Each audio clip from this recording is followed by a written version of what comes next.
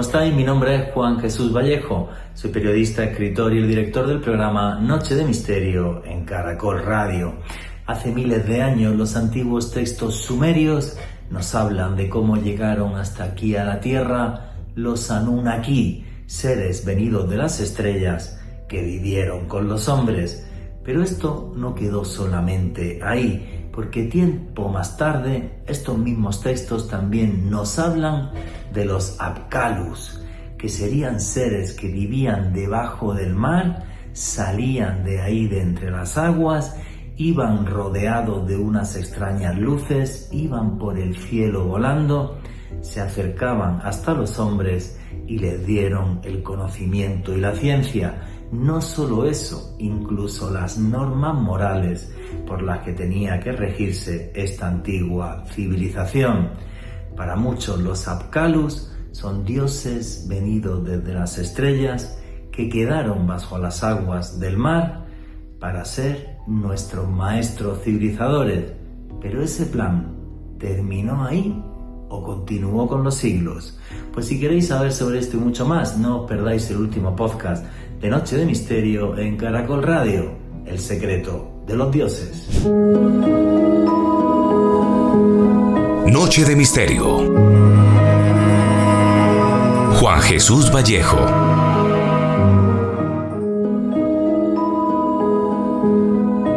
Amasijos de arcilla y una caña. Con esto tan simple en las manos, el hombre aprendió a escribir hace 5.500 años. Y esto fue en la antigua Mesopotamia, entre los ríos Tigris y Éufrates, en la zona del actual Irak. Y por primera vez en la historia, los seres humanos son capaces de dejar plasmados sus pensamientos y que estos trasciendan hasta la eternidad. Y se crean en aquel entonces las primeras bibliotecas, como fue por ejemplo la biblioteca de Nínive, la que creó el rey Asurbanipal. Y cuando fueron descubiertos estos textos y llevados hasta el Museo Británico y se empezaron a traducir esas primeras palabras que escribió el hombre, lo que sucedió fue sorprendente, porque estas viejas crónicas nos hablaban de visitas de seres de otros mundos, conocidos por el nombre de Anunnaki, los que bajaron del cielo a la tierra. Y nos lo cuenta, por ejemplo, un texto que se llama el Enuma Elish, o texto de la creación, cómo estos seres no solamente descendieron a la tierra, sino que además están detrás de la creación del ser humano. Pero no solo eso, sino que además de estar detrás de nuestra creación, también fueron los educadores y civilizadores de toda la humanidad. Y esto se puede ver no solamente en la antigua Sumeria, sino en toda la humanidad. Si nos quedamos en la misma zona, miles de años después, otra vez los textos nos hablan de seres que en este caso salían desde debajo del agua, envueltos en misteriosas luces, mitad hombre, mitad peces, conocidos por el nombre de los Apkalus, y eran siete sabios que saliendo de debajo del agua iban a leccionar a los hombres de la antigua Mesopotamia y les dieron el conocimiento y la ciencia. Y hubo uno de ellos llamado Oannes que incluso les dijo cómo deberían ser las leyes y cómo se debía estructurar una civilización. Seres de otros mundos como maestros instructores.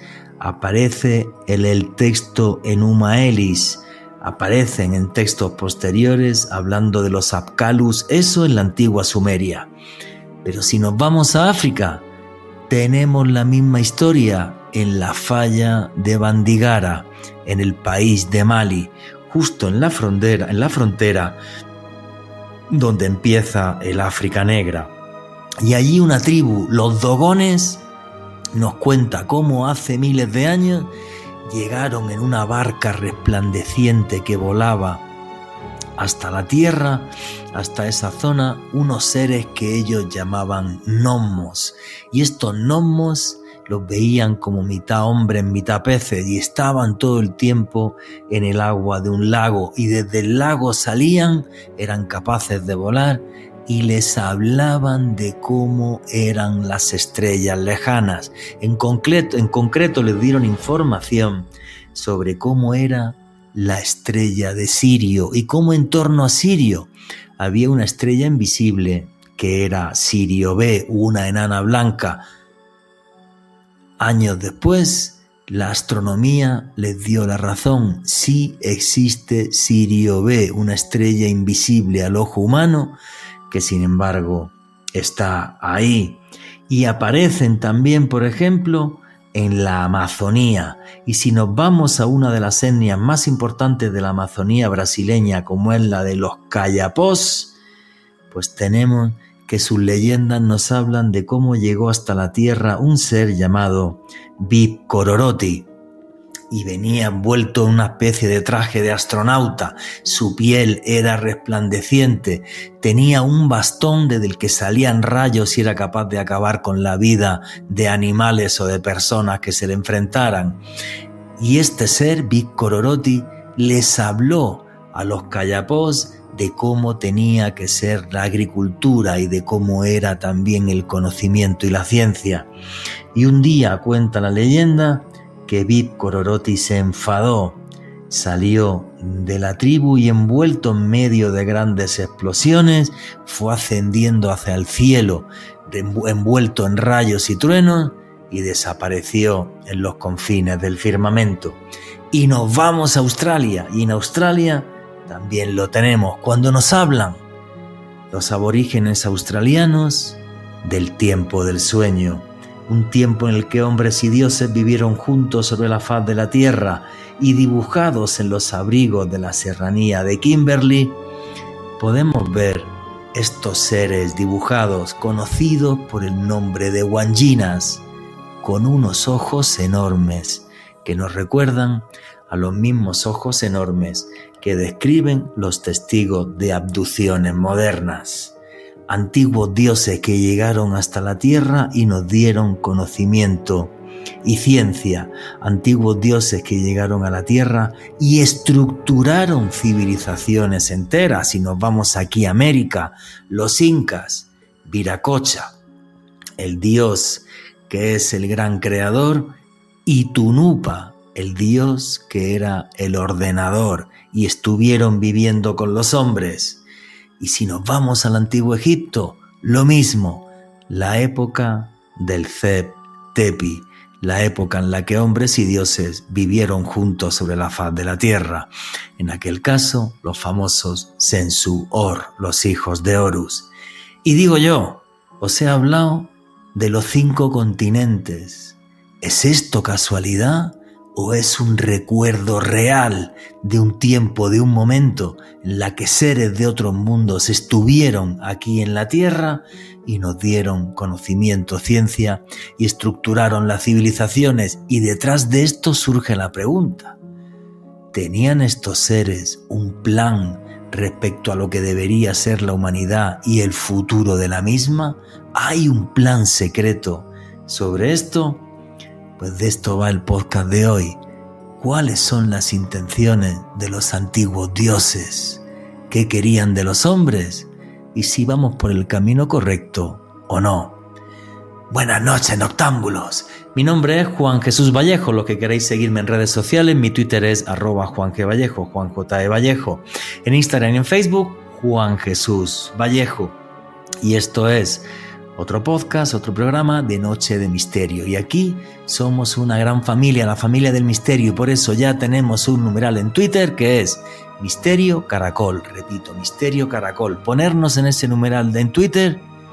¿Qué opináis de que estos visitantes en los 5 continentes a lo largo de la historia hayan venido a civilizar y a dar conocimiento a los seres humanos? Sabéis que hago viajes de autor. en marzo del año que viene, en marzo del año 2026, en concreto del 5 al 19 de marzo, estaré haciendo un viaje de autor a Tailandia, Camboya, siguiendo la senda, los pasos de Buda, de uno de los budismos más antiguos, del budismo Theravada, donde el hinduismo se mezcla con la filosofía del que llamaron el despierto, viendo algunos de los templos más espectaculares del mundo, como es por ejemplo Wat Arun, el templo del amanecer en Bangkok, o caminando por el recinto sagrado más grande del mundo, Angkor Wat, en Camboya, cerca de Siem Reap. Un viaje transformador donde veremos otra visión de la vida y una filosofía capaz de llenar nuestra alma. Toda la información sobre ese viaje de Tailandia a Camboya la tenéis ya en la página web www.viajesjuanjesusvallejo.com. Repito, www.viajesjuanjesusvallejo.com. Va a estar en los próximos días, ¿vale? Esta semana ya está seguro ahí toda la información en la página web de mi agencia de viajes. Así que nada, un viaje que os aseguro es transformador. Y arrancamos ya sin más dilación. Alejandro Bernal, amigo, compañero, ¿cómo estás? Muy bien, Juanje, un saludo para ti, también un saludo para todas las personas que en este momento sintonizan la señal en vivo de Caracol Radio, y desde luego un abrazo enorme para todos quienes disfrutan de este podcast cuando lo publicamos a través del canal de YouTube de Caracol Radio.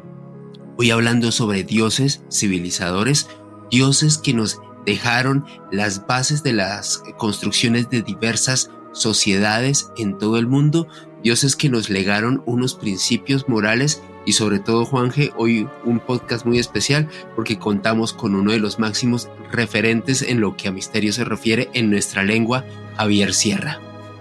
Efectivamente, hoy tenemos uno de los referentes mundiales en lengua española de periodismo de misterio, que es Javier Sierra.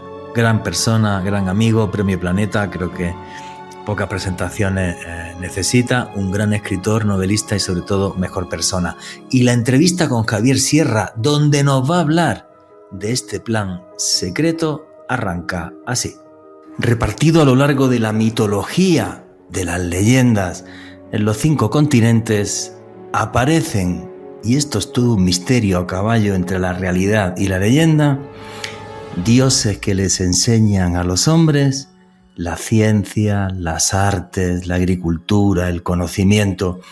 Y esto, que queda como un recuerdo, como estaba diciendo, a caballo entre la mitología, la leyenda y una inquietante realidad, parece que el arte luego nos lo replica a lo largo de la historia. Y ocultos en cuadros de grandes maestros tenemos también mensajes que es posible que digan cosas claves no solamente para el presente, sino para el futuro de la humanidad, como si hubiera un plan de esos antiguos dioses para que el hombre hiciera ciertas cosas a lo largo de su destino. Pero esto, el que sabe un montón, muchísimo más que yo, es el señor Javier Sierra, que acaba de sacar un libro que tengo aquí en mi mano, que se llama El Plan Maestro. Y creo que Javier Sierra necesita poca presentación. Increíblemente es la primera vez que está aquí en Noche de Misterio, ¿vale? Pero bueno, este señor es Premio Planeta, creo que uno de los pocos o el único autor español que ha estado entre los 10 más vendidos en New York Times, o sea, ha sido top 10 de ventas en Estados Unidos. Coincidí con él trabajando un año en Cadena SER en Milenio 3, lo conozco hace muchísimos años y por encima de todos esos premios y todos esos halagos que tiene a nivel mundial, pues mi amigo, y lo conozco hace muchísimos años. Así que para mí es todo un orgullo y un placer tener aquí a Javier Sierra hoy en Noche de Misterio para que nos hable de sus investigaciones y de este libro que es El Plan Maestro. Pero como es la primera vez que estás en Noche de Misterio, te tengo que hacer la pregunta obligada que le hago a todos los invitados que están aquí por primera vez. ¿Quién es Javier Sierra para toda la audiencia de Noche de Misterio? Bueno, estoy encantado de responder a esta pregunta que me haces, Juanje. Efectivamente, somos amigos desde hace mucho tiempo y si tuviera que definirme, lo haría con un adjetivo que también se te aplica a ti, que seguro que acogerías como parte de tu identidad. Yo soy una persona curiosa, alguien que quiere encontrar respuestas a grandes preguntas y que no se conforma con buscarlas en los libros, sino que se embarca en viajes y a veces en aventuras que buscan precisamente arrojar luz sobre esos grandes misterios o esas grandes cuestiones que en uno u otro momento de la vida nos formulamos todos. Así que no soy muy diferente de la mayoría de los humanos, todos somos gente curiosa, pero sí que soy un adicto también al asombro, ¿no? Me gusta encontrar, en fin, esas sorpresas a la vuelta de la esquina y quizá por eso me dedico a lo que me dedico, que es a escribir y a contar estos asombros a mis lectores para que a su vez ellos me participen de los suyos. Y a nivel mundial, en lengua española, encabezas una idea que me parece magnífica, que es la de que el misterio es cultura. A través de este movimiento que se llama Ocultura, que tú has creado, que estás detrás de él, que además hay una colección de libros que se llama así, de la editorial Planeta. Los podéis conseguir súper fácil aquí en Amazon en América Latina. Ponéis Ocultura en Amazon y os los mandan a casa. Yo tengo prácticamente todos. Y es que lo que hacemos a día de hoy desde el periodismo de misterio, Javier, es una cosa terrorífica porque fomentamos el libre pensamiento en esta parte de la historia en la que otra vez volvió la polarización y la sinrazón, decirle a la gente lea, estudie, investigue y saque sus propias conclusiones, es un reto, ¿no? Sí, bueno, es un movimiento que sobre todo respeta la libertad intelectual del lector, ¿no? De la persona que se acerca a nuestros trabajos también audiovisuales, pero también sobre todo es un movimiento que, como tú muy bien decías, invita al pensamiento, invita a ver las cosas desde otro punto de vista. Por ejemplo, sería imposible comprender ciertos movimientos o ciertas cosas que han sucedido incluso a nivel mundial político sin tener en cuenta la influencia de lo oculto. Ahora mismo, por ejemplo, gobierna en Argentina Milei, y Milei es un personaje que sus movimientos profundos dentro de la política tienen que ver muchísimo con su creencia en lo sobrenatural.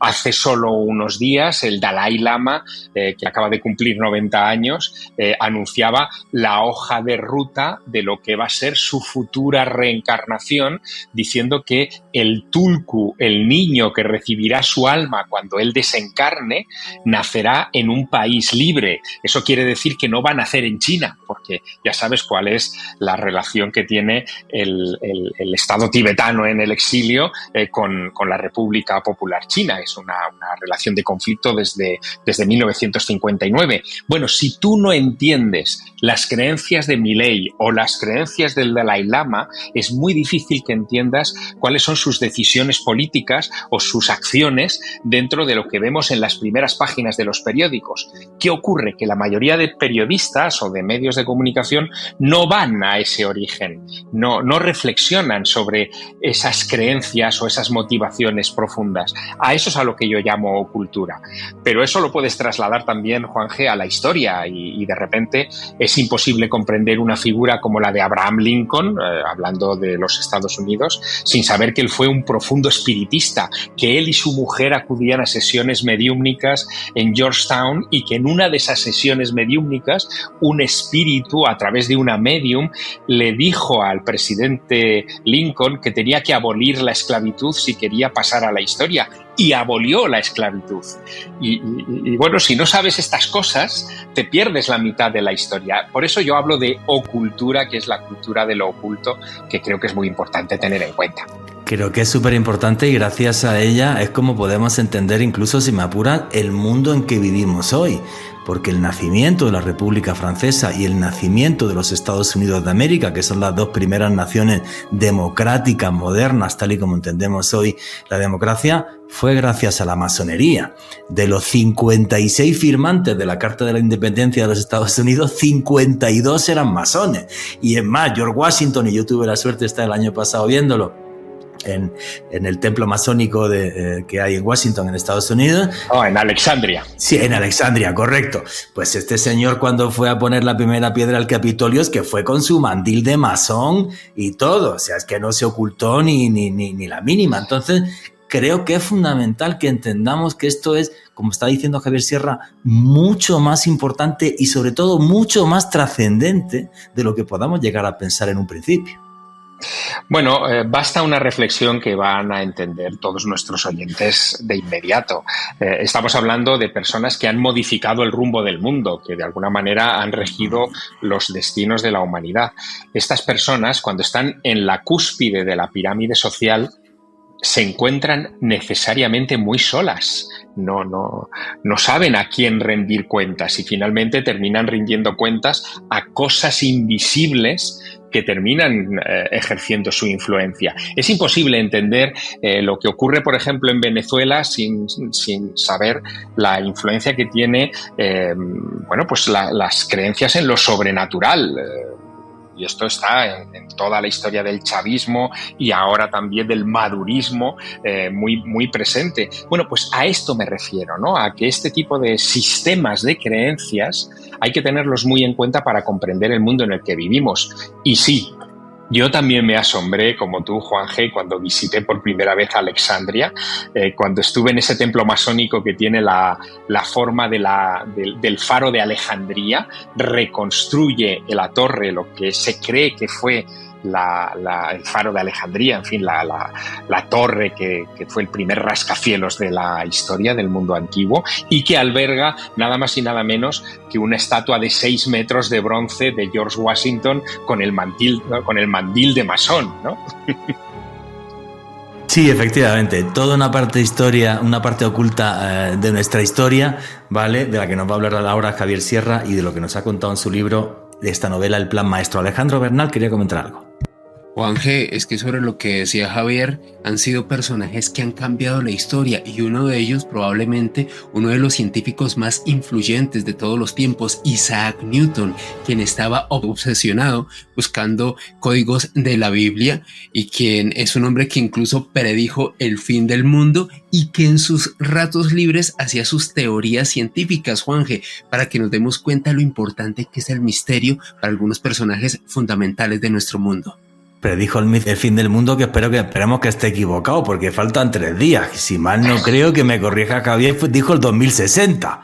¿Vale? Sí, Buscando... sí. Pero fíjate, Juan G., qué distintos hubieran sido nuestros años de estudio de historia en el colegio si nos hubieran contado estas cosas, ¿no? Es decir, nos bombardeaban con fechas, con constituciones, con batallas, con momentos históricos, con magnicidios, pero no nos lo conectaban con esta historia que estamos aquí desvelando, este impulso o esta influencia de lo sobrenatural en los grandes momentos de nuestro pasado.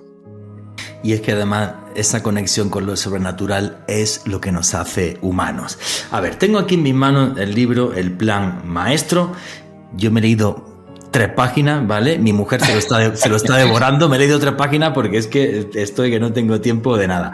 Pero quiero comentaros el arranque, ¿vale? Dice 12 años después del Maestro del Prado, que es otra novela que tiene Javier Sierra, que ya os digo, no es necesario que os leáis para entender esta. Y el libro arranca así.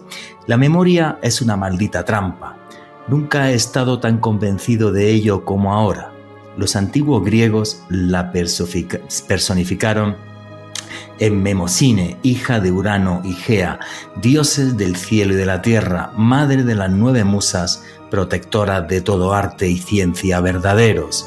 Hoy menospreciamos su aspecto mitológico, pero los humanos llevamos milenios construyendo nuestra identidad sobre ella, dejando que nos defina por dentro y por fuera. Creo que es un comienzo de una obra donde lo que vienes a decir es: se nos está olvidando a los seres humanos de dónde venimos y quiénes somos. Y básicamente tú hablas de otra obra que es El Maestro del Prado. En tu obra y en esta también, en el Plan Maestro, hablas también de tus experiencias personales y de tus viajes y de tus investigaciones a título personal, pero todo esto arranca cuando tú estás empezando a escribir El Maestro del Prado y al parecer tienes una serie de encuentros muy curiosos en el Museo del Prado, donde un personaje anónimo te da una serie de datos sobre cuadros que a ti te dejan en shock. ¿Esto es así? Sí, esto es así. Bueno, la historia, por contarla ordenadamente, surge por mi interés desde hace muchísimos años por las claves simbólicas del arte, ¿no? El arte es, antes de la invención de la imprenta, muchos miles de años antes de la invención de la imprenta, la forma que utilizaron nuestros antepasados para preservar historias de cara al futuro. No habían inventado un alfabeto, no teníamos escritura ni imprenta, y la manera de preservar y de transmitir esas historias a las futuras generaciones era a través de obras que eran susceptibles de ser interpretadas por un chamán o por un líder al resto de la comunidad. Por lo tanto, si alguien hacía un garabato en una cueva rupestre o esculpía una figura, decenas de años más tarde otro señor podía interpretar a partir de eso una historia completa. Eso siempre me fascinó. Pero también a la vez, desde muy pequeño, y yo creo que eso nos pasa a todos, fui consciente de que por mucho que mirara una obra de arte o estuviera delante de unas de esas esculturas, siempre había cosas que se me escapaban, que no terminaban de enseñárseme, ¿no? Y en esas estaba, siendo un recién llegado a Madrid. Yo nací en una ciudad muy pequeña de España, en Teruel, y me fui a Madrid a estudiar periodismo. Y al llegar a Madrid, yo busqué refugio intelectual en el Museo del Prado. Allí estaban todos esos cuadros que habían ilustrado mis libros de texto desde que era niño, y por lo tanto era un lugar donde yo me sentía pues como en casa, rodeado de los Goyas, los Velázquez, los Tizianos, los Boscos, que había visto siempre de pequeño. Y en una de aquellas primeras visitas, en 1990, delante de una obra renacentista de Rafael, yo estaba mirando aquel cuadro, una Sagrada Familia, cuando se me acercó por detrás, por la espalda, un señor que yo no había visto nunca. Era un señor mayor, anciano, que sin presentárseme, sin darme ni los buenos días en aquel domingo frío de Madrid, empezó a explicarme cómo tenía que leer la pintura que tenía frente a mis ojos. Fíjate qué curioso. Cuando uno se pone a investigar este tipo de temas y nadie sabe por qué, y esto es algo tremendamente recurrente, aparece el factor casualidad, que yo lo llamo causalidad, y de repente una persona, sin que tengas ni idea de quién es, aparece en tu vida y te da luces sobre un enigma que estás intentando descubrir. Continuamos con Noche de Misterio.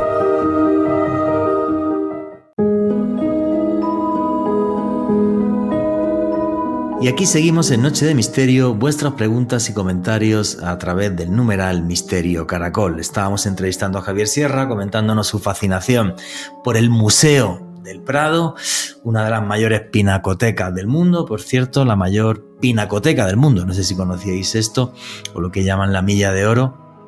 Sería en Madrid si juntamos el Museo del Prado con el Thyssen y el Reina Sofía. ¿Es una colección pictórica más grande que el Louvre? Sí.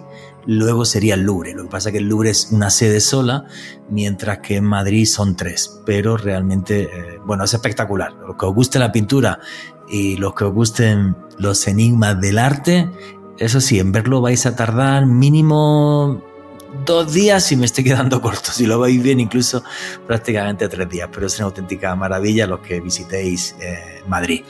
Así que bueno, nos estaba comentando Javier Sierra cómo aparece de repente este personaje que le está explicando y le está diciendo cómo leer, cómo se puede llegar a leer un cuadro. Y es que el arte se lee. Y la entrevista con Javier Sierra continúa así. Fue una lección increíble porque yo no sabía que el arte pudiera leerse, y sabía que podía mirarse, pero leerse no. Y aquel hombre empezó a darme claves simbólicas, geométricas, en la gradación de los colores, en la distribución de las figuras, que eran casi un alfabeto perdido, ¿no? Bueno, durante media hora, 40 minutos, estuvo explicándome cómo tenía que leer aquella pintura, y de la misma manera que se me había acercado, se marchó sin decir ni adiós, ¿no? Yo, la verdad es que me quedé muy perplejo porque no sabía muy bien lo que había pasado. Tampoco se me ocurrió pedirle un teléfono o una dirección. Estamos hablando del año 90, no había redes sociales ni vías de contacto rápido con nadie. Y me quedé con ganas de que me explicara otras obras del museo.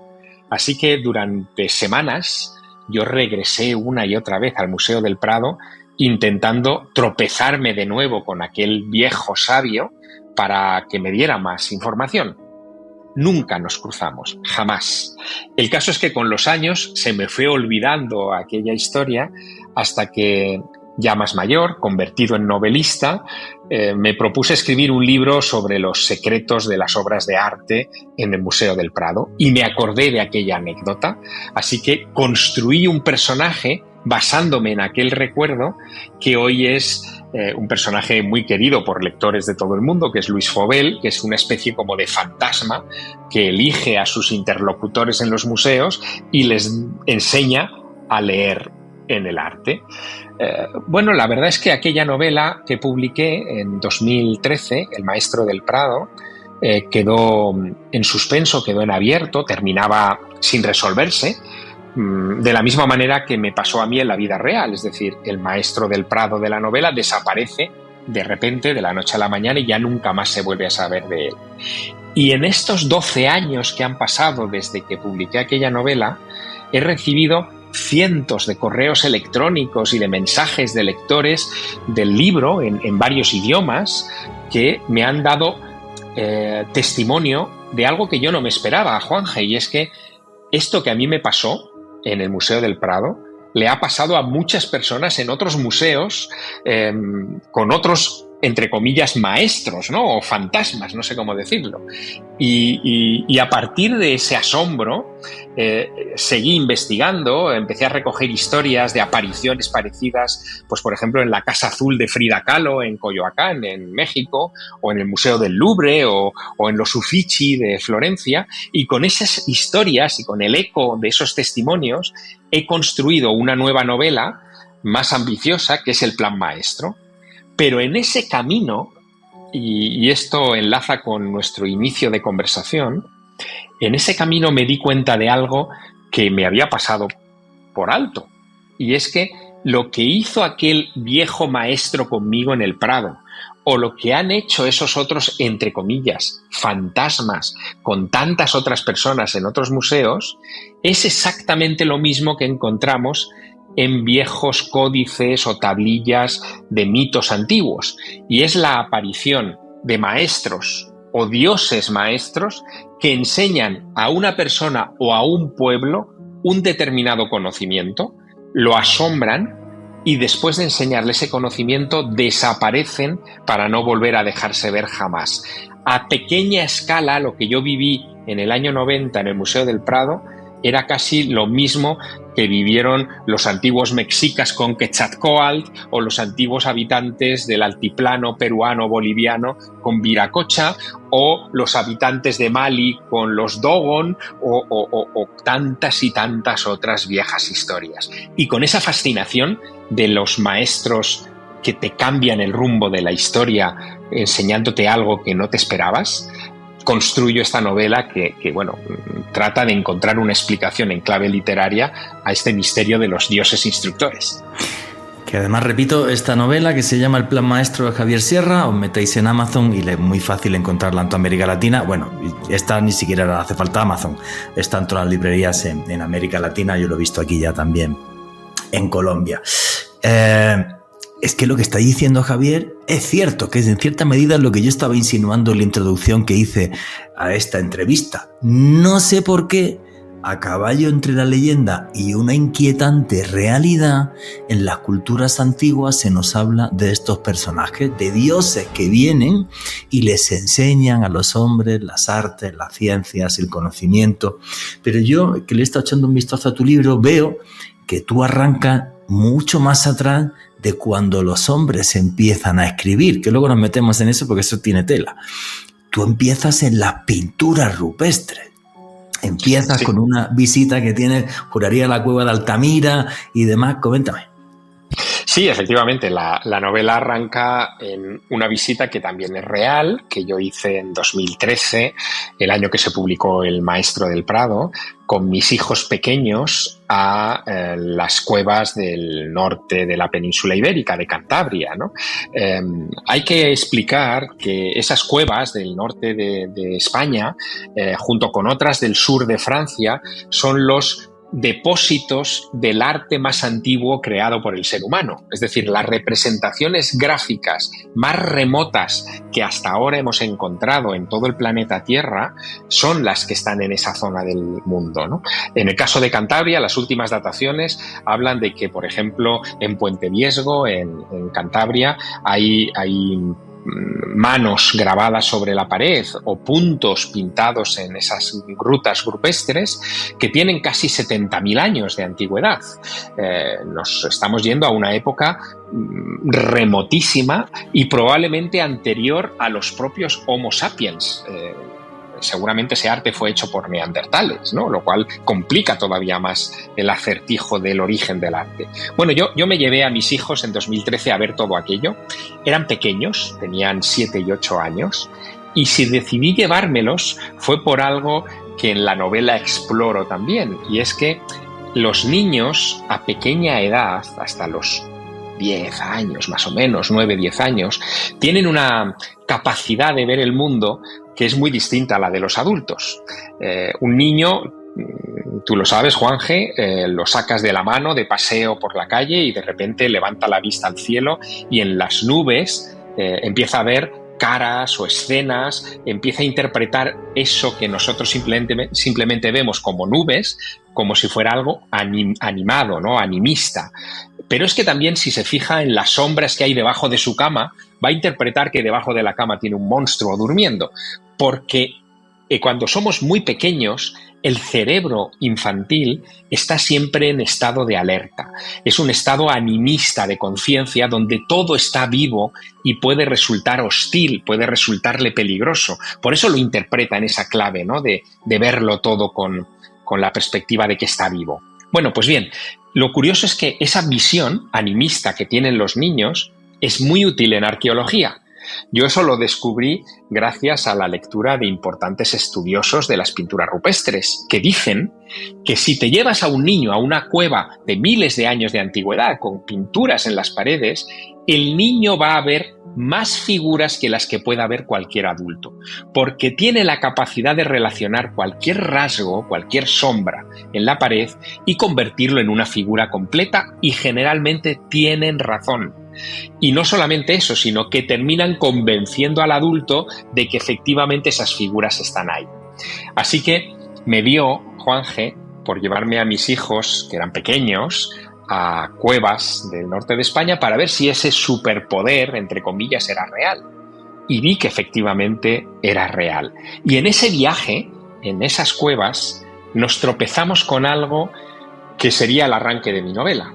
En una cueva pequeña, que se llama Hornos de la Peña, está a unos kilómetros de Puente Viesgo, de las famosas cuevas del Monte Castillo allá en España, se representó por primera vez en la historia una figura antropomorfa de aspecto humano. Esto es muy interesante, Juanje, porque durante miles y miles de años el ser humano consideró tabú representarse a sí mismo. Pero hace unos 15, 17.000 años, en esa cueva en particular, se representa la primera imagen de un ser humano. Es un humano raro, es un humano que tiene una cara que casi parece un pato, no sé, es una cara como extraña, tiene como está de pie, está erguido, tiene los brazos levantados hacia el cielo y una especie de cola por detrás que lo asemeja a un mono, pero nunca hubo monos en Cantabria. Bueno, esa figura hoy la llaman un orante y es idéntica a orantes que aparecen en cuevas prehistóricas de todo el planeta. Desde Tassili, donde también están esas figuras con los brazos levantados saludando, a incluso cuevas, abrigos prehistóricos descubiertos en estos últimos años en Colombia, donde también aparecen estos orantes y que, son bastante misteriosos, ¿no? Lo curioso es que esos orantes irán evolucionando estéticamente a lo largo de los siglos y terminarán convirtiéndose en dioses que tú y yo conocemos muy bien, como por ejemplo la representación como babuino del dios Tot egipcio, donde siempre se lo representa como un mono erguido con los brazos levantados saludando al sol, igual que en las cuevas rupestres. Ese dios Tot no es un dios cualquiera en el panteón egipcio, es uno de esos dioses instructores de los que hablábamos antes. El dios Tot es el que enseña a los antiguos egipcios a construir pirámides, es el que les enseña medicina a Imhotep, que sería el gran sabio médico de los antiguos egipcios, es el dios que les enseña la escritura jeroglífica, por eso es el patrón de los escribas, es el dios que enseña a interpretar el cielo, es el gran dios maestro de los egipcios. Y mi pregunta lógica que surge en el proceso de observar estas cosas es: ¿esos orantes de la prehistoria también fueron dioses instructores? ¿Estamos ante un código perdido de esos dioses instructores? Estudiando sus representaciones, ¿podríamos llegar a determinar su naturaleza? Y ahí es con esas preguntas con las que sale el origen de la intriga que yo desarrollo en el plan maestro. No, es que esto que dices es tremendo, ¿vale? Yo no he estado en la cueva que mencionas en Horno de la Peña, ¿vale? Sí he tenido la suerte de ir al Tassili, que es unas pinturas rupestres que hay al sur de Argelia, una meseta montañosa, si mal no recuerdo, está a 1200 metros de altura, donde hay más de 20.000 pinturas rupestres que nos hablan de un pasado que a día de hoy ya no existe. Un pasado cuando el Sáhara era un vergel, no era un desierto. La desertificación del Sáhara se en torno a hace 7.000 años. Lo que estaba diciendo Javier, si tú te vas, por ejemplo, a esa parte de Europa hace 18, 20.000 años, y corrígeme si me equivoco, todavía estaban en plena glaciación, si mal no creo. O sea, sí. Era prácticamente hombres viviendo en nieves perpetuas. Entonces, son recuerdos de un mundo que ya no existe, donde no hay escritura, donde nos toca interpretar. Pero eso que comenta Javier es muy curioso. Por ejemplo, en el Tassili, en lo que se entiende que son las pinturas más antiguas de la zona del Tassili, se entiende, aunque es complejo, porque no se han hecho pruebas de carbono 14 sobre la pintura en sí, porque no tenían elementos orgánicos, sino que son elementos inorgánicos, que son las pinturas que hay en una zona que se llama Yabaren o Valle de los Gigantes en Tamashek, donde además podemos ver, además de estos seres orantes, o sea, que tienen alzadas las manos, estos llevan como una especie de escafandras o cascos, que es muy curioso, están alabando a otros dioses, uno por ejemplo muy conocido que es el dios de la lluvia, porque está por encima de las nubes, asomándose. Y viendo a los que están abajo que lo están adorando. Se ven diferentes zonas de esta parte que os he dicho de Yabaren, del Valle de los Gigantes. Yo cuando vi aquellas pinturas, yo dije, a ver, esta gente no sabía escribir. Lo que me parece a mí, ojo que puedo estar equivocado porque no hay textos, ¿vale? Es que esta gente eran como chamanes que están elevando los brazos porque están en contacto con dioses que no sé hasta qué punto son reales o no son reales, están en su imaginación o no, o ahí pasó algo más, porque para mí, por ejemplo, el gran misterio del Tassili, y esto lo he comentado varias veces, es que más de 20 culturas africanas diferentes subieron al plató del Tassili durante miles de años para dejar esas pinturas, y abajo tenían abrigos rocosos. No tenían por qué subir arriba a hacer las pinturas. Era un lugar de adoración donde yo creo que pasó algo. En este caso, yo creo que también todas estas pinturas que nos estás comentando, por ejemplo, Hornos de la Peña, y luego una cosa muy clara, y que esto ya sí es muy inquietante. Como tú decías, esa figura orante y tal, pero tú te has metido en algo que creo que es clave en todo esto. Te has metido en Egipto. Ahora nos metemos en Oriente Medio, ¿no? Que habrá que subir también a la antigua Sumeria. El dios Tot. Es que el dios Tot, que era el dios de la sabiduría, y que en ese babuino que tú dices igual, que está como un orante con las manos arriba, como si estuviera también orando a Mun-Ra, a dioses más poderosos que él, es el que le comunica a los egipcios la medicina, las artes, la ciencia, y es más, a caballo también entre la leyenda y la realidad habría un libro, que es el libro de Tot, del que nos hablan también las antiguas escrituras egipcias, que no sabemos si será real o no, pero si apareciera a lo mejor cambiaría nuestra visión del pasado, ¿no, Javier? Bueno, fíjate, has tocado un elemento clave, ¿no? Que es cómo se transmite esa sabiduría. Efectivamente, en el antiguo Egipto se habla de ese libro de Tot, donde estarían incluso las instrucciones para construir una pirámide. Hay viejos cuentos egipcios que hablan efectivamente de ese tema. Y fíjate, a mí hay una cosa que me llama mucho la atención, y es que y por eso mi libro va sobre arte y sobre cómo el arte recoge toda esta información sin palabras, pero sí con imágenes. Yo descubro, y está en el plan maestro, que hay pintores en el Renacimiento que incorporan a esos orantes en su pintura, ¿no?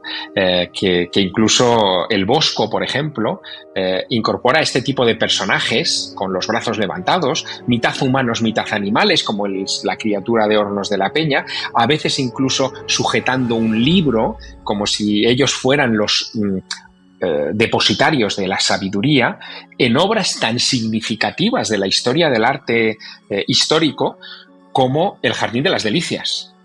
O sea, no estamos hablando de cuadros menores, ¿no? Bueno, pues en el Jardín de las Delicias están estos instructores. En el Carro de Heno, que es otra de las grandes pinturas del Bosco, también hay otro de estos instructores. Y a mí eso ya, en su momento, cuando yo empiezo a darme cuenta de que se comparten códigos gráficos para referirse a estas criaturas, tanto en el antiguo Egipto como en la antigua Mesopotamia, como en el Renacimiento, es donde yo me planteo la palabra clave del título de mi novela, que hay un plan. Es decir, que tiene que haber algo que conecte todos estos elementos desde la remotísima prehistoria hasta la historia más reciente. Y a mí esto me parece fascinante. Pero cuando nos metemos en el pasado, y a mí es que me hace mucha gracia, como mi mujer se está leyendo el libro, está todo el día preguntándome por una serie de figuras y de cosas para que le dé más información, ¿vale? Y entonces llega el otro día y me dice, ¿qué es esto de los Apkalus y tal? Claro. Y digo, no sé, pues no te estás leyendo el libro tú, no yo. Digo, ha mencionado Javier a uno que se llamaba Oanes, ¿vale? Y tal. Y entonces, lo que pasa, que esto es muy inquietante, Javier, porque hay un momento en los comienzos de este plan, ¿vale?, donde parece que esto nos conecta con las estrellas. Porque, a ver, estos Apkalus que aparecen en la antigua Sumeria, y estos Apkalus eran unos seres que vivían debajo de las aguas, que aparecían envueltos en luces y que llegaban hasta las costas y allí les daban charlas y explicaciones a los hombres sobre astronomía o sobre agricultura o sobre conocimiento. Y a día de hoy, no sé si porque mi visión es muy corta o a lo mejor tal, pero ¿no parece esto que es como si hubiera habido una intervención extraterrestre en esos orígenes de la humanidad y del conocimiento humano? ¿O nunca podremos saberlo? Bueno, la pregunta es muy justa, Juanje. Es decir, que efectivamente el relato es muy exótico y da que pensar en esa dirección. Es curioso porque en realidad la historia de Oannes, de este sería el primer gran dios instructor de la historia, nosotros no la conocemos hasta el siglo XIX. En el siglo XIX es cuando los ingleses, explorando la antigua Nínive, dan con la biblioteca de Asurbanipal. Asurbanipal es un rey sumerio que tiene una biblioteca de tablillas de barro alucinante. Pero eran tablillas de barro fresco. Gracias a Dios, o bueno, gracias a la fortuna, aquella biblioteca se incendió y el fuego coció las tablillas y las convirtió en piedra. Y miles de esas tablillas fueron encontradas por los ingleses en el 19. Estaban rotas, esparcidas en unas galerías subterráneas que se encontraron bajo unos túmulos, y durante años los británicos estuvieron sacando todos esos fragmentos y llevándoselos al Museo Británico. Y allí, con paciencia inglesa, fueron pegándolas y recomponiéndolas y surgieron cosas increíbles. Surgieron dos elementos que a mí me han obsesionado desde hace muchos años. Uno, el primer texto, vamos a llamar literario de la humanidad, que es la epopeya de Gilgamesh, ¿no?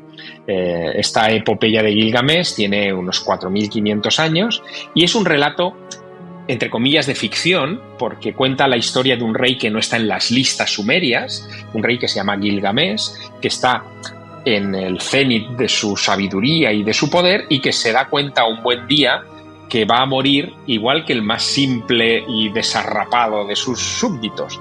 Así que se rebela contra esa imposición biológica y emprende un viaje al Edén, donde viven los dioses, para pillarlos del cuello y exigirles que le den lo que él cree merecer, que es la misma vida eterna que tienen los dioses. Y esto es una constante en infinidad de culturas. Un rey que quiere pasar a ser Dios. Y normalmente esto siempre acaba fatal. O sea, porque siempre los dioses al final nos recuerdan de, a ver, eres un mortal y es tu naturaleza. Y esto, amigo mío, no te lo puedes saltar. Y tenemos desde el famoso fuego de Prometeo hasta mil historias así, donde efectivamente, o sea, no podemos jugar a ser dioses. ¿Qué opinas, Alejandro Bernal? Totalmente de acuerdo contigo, Juanje. Es prácticamente un mito que se repite en muchas culturas, el de un ser humano que en algún momento quiere osar ponerse a la altura de un dios, de un creador, sobre Oannes, que creo que es esta figura mítica de la cual nos hablaba Javier Sierra.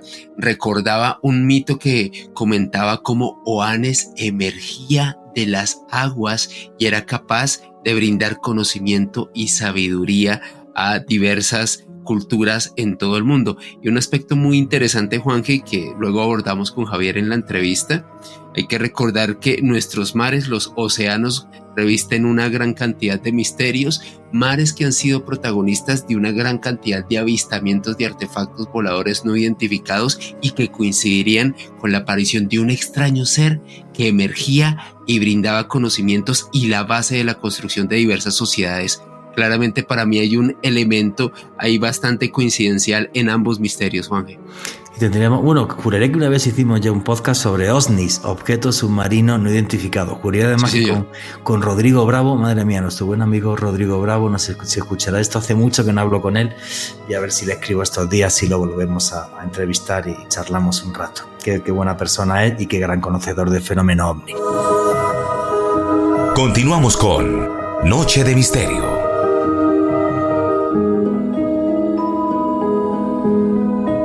Y aquí seguimos en Noche de Misterio, vuestras preguntas y comentarios a través del numeral Misterio Caracol. Y nos estaba hablando Javier Sierra de esa historia, de esa epopeya de Gilgamesh, del rey de los antiguos sumerios que intentó convertirse en Dios, en inmortal. Y la entrevista con Javier Sierra continúa así. Bueno, los dioses le dicen que solamente han dado la vida eterna una vez a un humano, que se llama Utnapishtim, y que lo salvaron en unas circunstancias que a todos nuestros oyentes les van a resultar familiares. Este Utnapishtim es un señor que es contactado por los dioses cuando los dioses deciden destruir a una humanidad pecadora. La amenaza que le dan a Utnapishtim es que van a inundar el planeta, va a haber un gran diluvio y solo se va a salvar él si construye un barco en el que pueda meter un animal de cada especie, una pareja de cada especie, para luego repoblar la tierra. Es la historia de Noé, pero contada 1000 años antes que los cronistas bíblicos. Bueno, Gilgamesh va a ver a Utnapishtim. Utnapishtim le dice que él se ha hecho inmortal porque los dioses le dieron una planta que está debajo del agua que él ingirió, y Utnapishtim va a bucear debajo del agua en busca de esa planta y finalmente no la encuentra y tiene que volverse sin nada. Bueno, ese relato a mí me interesa porque la historia del diluvio no solo aparece en el cuento de Gilgamesh, sino en 244 mitos estudiados en todo el mundo, también en América, en Australia, en el corazón de África, en norte de Europa, en todas partes está la historia del diluvio universal. Y la otra cosa que se descubre en esas tablillas y que también es universal es la historia de Oannes. Oannes es un tipo mitad hombre, mitad pez. Dicen que es un hombre disfrazado de pez, esos textos antiguos, que cada mañana, durante un tiempo, salía de las aguas del Tigris, del río Tigris, enseñaba matemáticas, astronomía, a cocer ladrillo o hacer asfalto para las calles a los antiguos habitantes de Babilonia, y que al caer el sol se zambullía de nuevo en las aguas del Tigris hasta la mañana siguiente. Así, un día tras otro, hasta que de repente Oannes nunca más salió de las aguas y quedaron a merced de su propia evolución los babilonios. Bueno, esa historia del dios que sale de las aguas y les enseña todo, la encontramos en muchos lugares del mundo. Entre los dogones, por ejemplo, se habla de los gnomos. Los gnomos serían unas criaturas que vendrían de las estrellas, pero se refugiarían bajo el agua, unas criaturas anfibias, y que les darían todo su conocimiento a los antiguos habitantes de Mali, en el corazón de África. Pero es que en América, Viracocha salía de las aguas del lago Titicaca y les enseñaba a los preincas a construir Tiahuanaco o a mirar a las estrellas para luego un día desaparecer para siempre. Es decir, estamos ante el mismo relato contado con diferentes nombres en diferentes momentos del pasado a distintas civilizaciones. ¿Por qué coinciden en lo esencial todos estos relatos? Para mí la respuesta es clara, Juanje, y creo que es muy racional. Porque se inspiran en algo que ocurrió. Porque hay una base cierta en esto que luego mitificamos en el pasado para transmitirla de generación en generación, de padres a hijos y de hijos a nietos. Y no hay más. Ahora bien, ¿quiénes fueron estos dioses instructores o estos maestros? Ahí está la madre del cordero, el kit de este problema, que es lo que, bueno, intento resolver de alguna manera en clave literaria en el plan maestro, pero me interesa en la vida real como una gran preocupación histórica, ¿no? Sí, claro, porque es que estos dioses aparecen en la antigüedad, tienen relación con el agua, como estabas diciendo tú, como le pasa al dios Viracocha, por ejemplo, en el mundo andino. No deja de ser curioso lo que tú decías, no conocía ese dato exacto, 244 culturas en las que aparece el mito del diluvio, pero es que hay eventos geológicos que nos demostrarían que el diluvio es real, como es uno que se llama el Dryas reciente, porque el nivel del mar ahí, y eso estamos hablando de geología, que es ciencia, subió en torno a 125 metros en el mundo, o sea, digamos que podían haber desaparecido civilizaciones enteras. Una parte de nuestro pasado que yo creo que siempre se negó hasta que aparecieron lugares como ha sido, por ejemplo, los templos de Göbekli Tepe en Turquía, porque siempre nos decían, hasta hace 5.500 años salimos de las cuevas y de ser tribus y de repente empezamos a hacer pirámides y cositas, pero antes ni se te ocurra. Hasta que un señor que se llamaba Klaus Schmidt llegó a Turquía, al Monte Ombligo, Göbekli Tepe, y descubrió 16 templos, si mal no recuerdo, los que todavía están excavando, por cierto. Y ahora resulta que hay como 100 lugares arqueológicos más por excavar en toda Anatolia de esa época, de hace en torno a 12.000 años, como si de repente estuviera surgiendo toda esta historia del pasado a través de piezas arqueológicas. Ojo con esto, y además, mira, el año que viene juraría que voy a ir. La pirámide de Gunung Padang en Indonesia, si realmente tiene 30.000 años de antigüedad. Ojo con esto, que de esto va a haber una polémica científica que va a durar décadas, ¿vale? Pero bueno, hay unos estudios científicos que dicen que puede tener 30.000 años de antigüedad. Y te voy a hacer una pregunta saltándome un poco el guión, Javier, y es que cuando te pones a ver esto de Oannes y esto de los gnomos, hombres peces y demás, ¿qué sentiste cuando empiezan las filtraciones OVNI en el año 2017, en diciembre, para ser exactos, de New York Times? Sale el informe del incidente USS Nimitz del año 2004, si mal no recuerdo, enfrente de las costas de San Diego. Y el radarista del avión, de estos objetos que aparecían y se movían y que se llegaron a filmar, el famoso vídeo del TikTok, dice el tipo, no, pero los objetos desaparecían siempre bajo el agua al lado de la isla de Guadalupe, en México. ¿Qué sentiste cuando te enteraste de la noticia, que seguro que la conoces mejor que yo? Bueno, en mi cabeza calenturienta, evidentemente es inevitable conectar todas estas cosas, ¿no?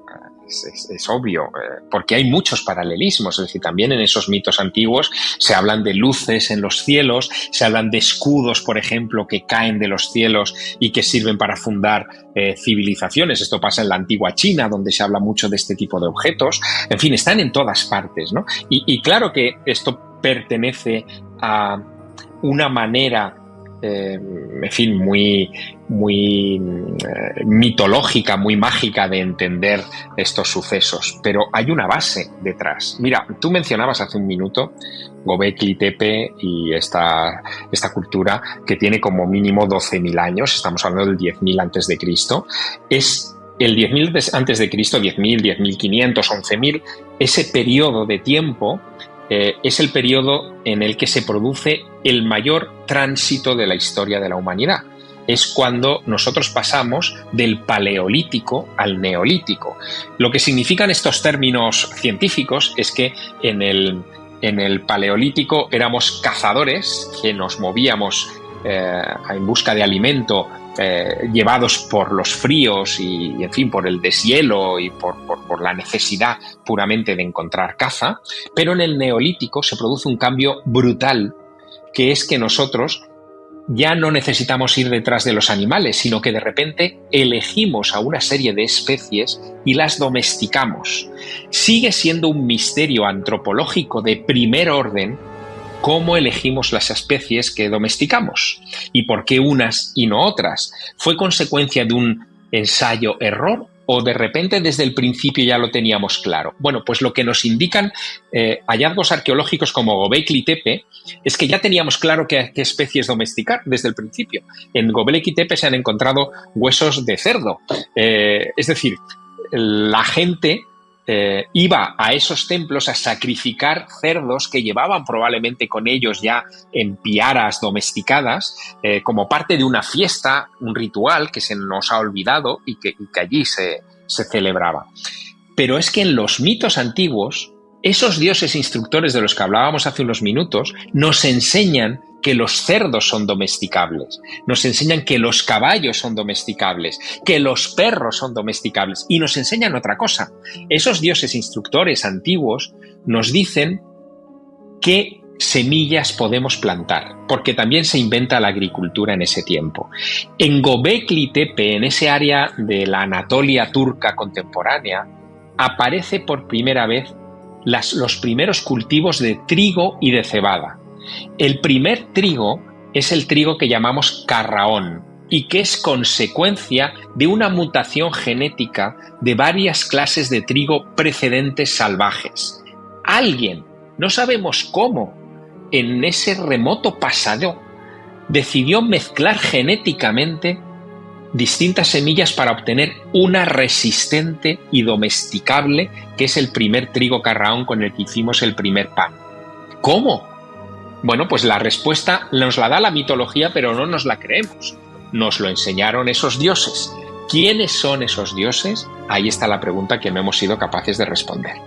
Mira, eso que has comentado es que me parece una locura.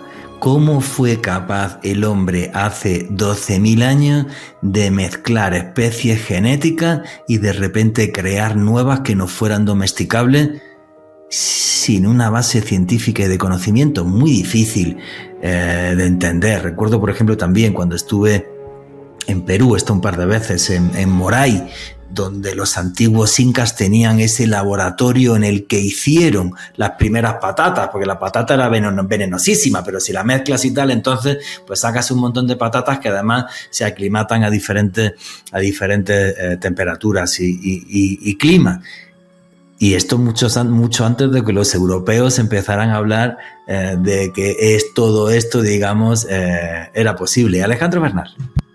Juan, es que sobre esto que nos está hablando Javier Sierra, se me viene de inmediato a la mente la figura del dios Bochica, un dios civilizador dentro de la cultura muisca de aquí del centro de Colombia. Y algo muy curioso, Juan G. Javier y oyentes, eran dioses civilizadores que tenían un aspecto muy diferente al pueblo que habían civilizado. Por ejemplo, se decía que Bochica era un hombre muy alto, de piel rojiza, con barba blanca que le llegaba hasta la cintura, le enseñó a los muiscas a cultivar, a vivir en sociedad, principios morales y un aspecto que sin lugar a dudas lo hace ver muy diferente a como eran los antiguos muiscas, Juanje. Sí, ese dato es tremendo para los colombianos y para aquí, para este país, es crucial porque no se entiende, además, creo que hay un libro sobre esto que se llama de Pierre Honor, si mal no recuerdo, El enigma de los dioses blancos, si mal no recuerdo. Efectivamente, porque este señor que aparece, digamos, no tendría los rasgos de la población local, de la zona, y eso también es un mito que se repite una y otra vez.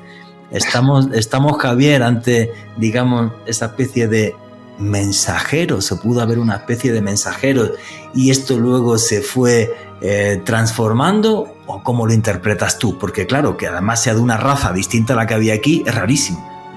Mira, cuando en 1533 Francisco Pizarro, el extremeño, el español, llega a las puertas de Cuzco y toma Cuzco y engaña a Atahualpa para conquistar la ciudad del Cuzco, entra en lo que hoy es el convento de Santo Domingo y que los incas llamaban el Coricancha, el Templo del Sol. Dentro del Templo del Sol, en el Santa Santorum, los incas veneraban a una figura barbuda, como la que nos estaba diciendo Alejandro hace un momento, con una especie de hábitos largos que le cubrían hasta los pies y que cuando la ven Pizarro y sus hombres la identifican con San Bartolomé. Imagínate, o sea, para los incas era Viracocha, para los españoles, y está así en las crónicas, es San Bartolomé. Lo que creen esos españoles cuando llegan a América es que hubo algún tipo de descendientes o misioneros o discípulos de Jesús que predicaron el cristianismo en América siglos antes de la llegada de los españoles en el siglo XVI. Ellos hablaban de que Dios pidió a sus discípulos, y está en los evangelios, id y predicad el evangelio por toda la tierra, y que cumpliendo esa misión algunos de esos discípulos tendrían que haber llegado a América. Otros, como Fray Bartolomé de las Casas, el apóstol de los indios, el que protegía a los indios, llegó a decir que solo se explicaba la existencia de civilizaciones que tenían cruces en su iconografía, como el caso de los incas o incluso de los aztecas, por el hecho de que antiguos judíos de las tribus perdidas de Israel podrían haber llegado a América de alguna manera y que el lugar donde se perdieron esas 10 tribus de las que habla la Biblia tuvo que ser el Nuevo Mundo. Bueno, todo eso no son sino retorcimientos del mito, es decir, hay algo que indudablemente pasó y que cada cultura ha interpretado a su saber y entender de acuerdo con sus patrones culturales. Hoy, que estamos en la cultura del siglo XXI, de las grandes tecnologías, de la exploración espacial, donde ya no nos parece improbable que haya vida y también vida inteligente en otros planetas, porque sabemos que hay miles, probablemente cientos de miles de exoplanetas tipo Tierra alrededor de otras estrellas, ya no nos parece tan extraño que podamos haber recibido en algún momento del pasado alguna visita de este tipo de gente. Bueno, hay que contemplarlo como una hipótesis más. Yo, desde luego, y créeme que estudio estas cosas con rigor y con escepticismo y con prudencia, no puedo descartar esa hipótesis. Quien lo descarte comete un apriorismo injustificable. Hay que tenerlo ahí como un elemento que quizá algún día podremos demostrar. Sí, hombre, de algún día seguro que sabremos más. De todas formas, sí merece la pena ver esta parte de nuestro pasado, porque creo que nos pone en nuestro lugar en el universo y en el planeta. Y eso me parece tremendamente precioso. A título curiosidad, en un libro que tú me regalaste, que no me acuerdo no me acuerdo ahora mismo el nombre, el libro este en el que viajas por el mundo contando misterios y tal, tienes un capítulo... En busca de la Edad de Oro. En busca de la Edad de Oro. Juraría que es ese. Menciona, y tienes una foto en el libro, sobre una figura que encontraste en el Museo Antropológico de La Paz, donde aparece un sujeto con una especie de túnica y lo que entendemos incluso que sería una cruz, como si fuera un templario. O sea, como que no nos encaja en la historia, entre comillas, o sí, o habría cosas que podríamos entender mejor, como por ejemplo la fortuna de los templarios si hubieran llegado a América antes que Colón y hubieran tenido acceso a más cantidad de oro. O sea, y esos datos pues están ahí, ¿no? Y me parece genial que en los libros de Javier Sierra se puedan encontrar.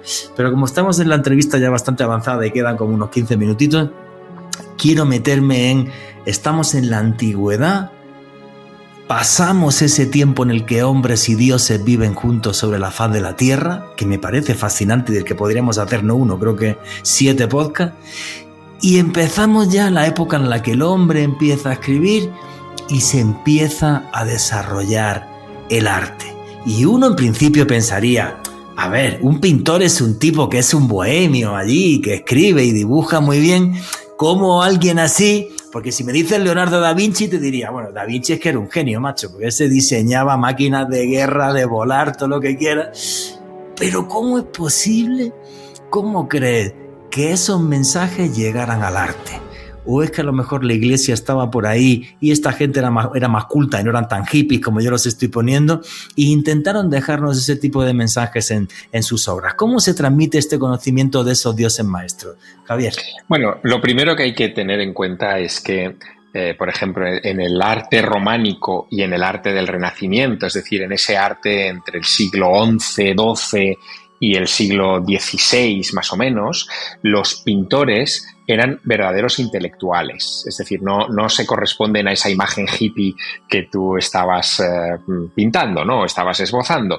Eran gente que sabían leer y escribir, lo cual ya los distinguía de la mayoría de los habitantes de Europa de aquel tiempo, y además estaban cerca de la iglesia, que eran fundamentalmente sus mecenas clave, y de la nobleza, y todos ellos, iglesia y nobleza, tenían bibliotecas y tenían libros y tenían información que esta gente conocía. Cuando Leonardo pinta algunas de sus obras, él no solamente ha leído los evangelios, sino que también ha leído los evangelios apócrifos. Y lo sabemos porque en sus notas, en sus taquini, en sus cuadernos, y se conservan miles de páginas de Leonardo de sus cuadernos, hay anotados los títulos de algunas de estas obras que Leonardo da Vinci tenía a su alcance y que le sirvieron de inspiración. Por lo tanto, esos artistas de esos periodos eran o tenían acceso privilegiado a información que los demás no. ¿Cuál era su misión? Pues la misión del arte en esa época era transmitir a través de los símbolos del arte todo ese conocimiento, para que de repente, si estaba en una iglesia, el cura de la iglesia pudiera utilizarlo a modo de casi de PowerPoint moderno y pudiera explicar a su feligresía pues determinados pasajes o determinadas doctrinas.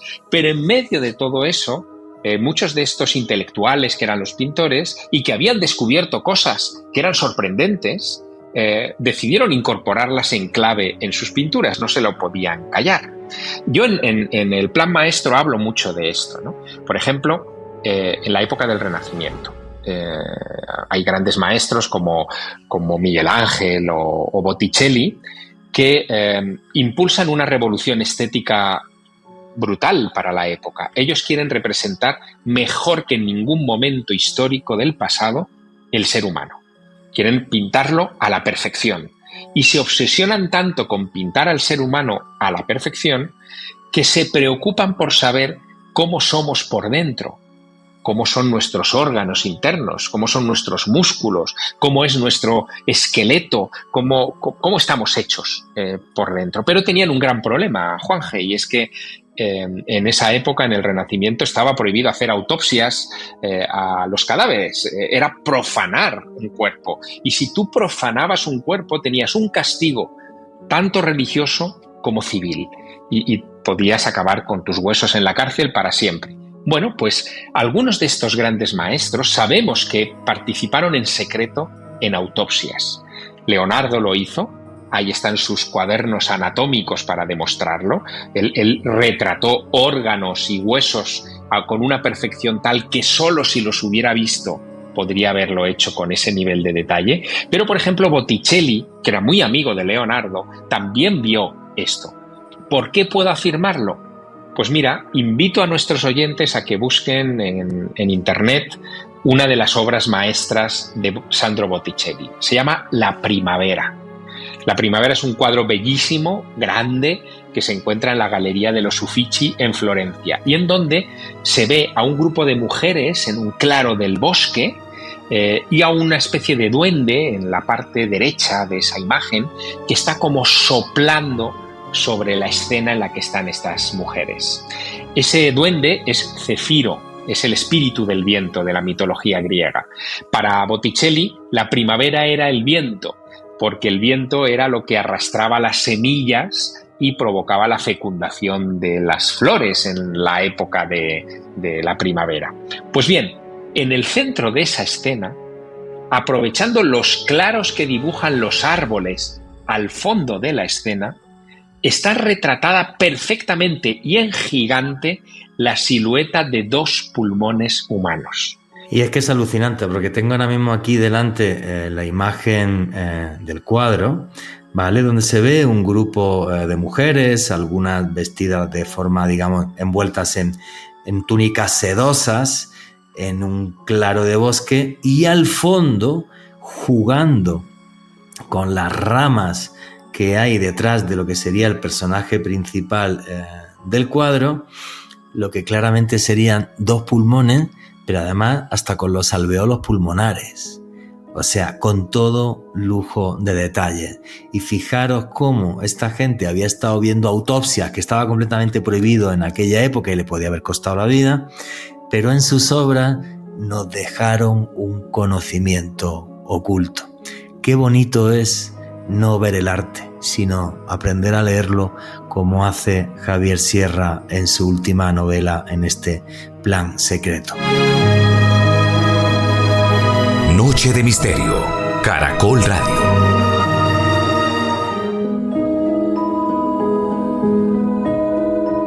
Y aquí seguimos en Noche de Misterio, vuestras preguntas y comentarios a través del numeral Misterio Caracol. Y nos estaba hablando Javier Sierra sobre este cuadro, La Primavera de Botticelli y su mensaje oculto. Y la entrevista con Javier Sierra continúa así. Son dos pulmones humanos indubitados, o sea, sin duda son dos pulmones humanos, pero dos pulmones humanos con sus alveolos. Es decir, Botticelli pintó, aprovechando los huecos del paisaje, algo que no podía pintar de manera explícita porque lo hubieran llevado al cadalso.